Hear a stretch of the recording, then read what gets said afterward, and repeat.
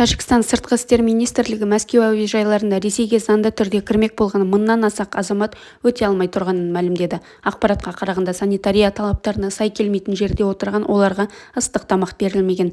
Министрлік мәліметінше жексенбі 28 сәуір күні таңертең Внуково әуежайының уақытша ұстау аймағында 954 тәжік азаматы болған. Арасында Ресейдің жоғары оқу орындарында оқитын студенттер де бар.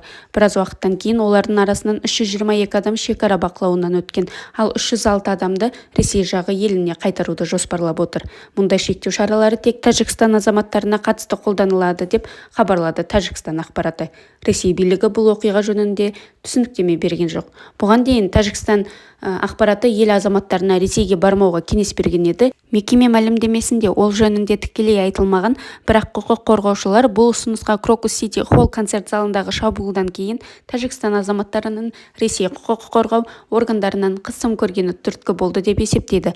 Ресей билігі Тәжікстан азаматтарын Крокус Сити Холл концерт залына шабуыл жасады деп айыптап жатыр. Айыптаушылардың кемінде біреуі ұстау және жауап алу кезінде азаптауға ұшыраған.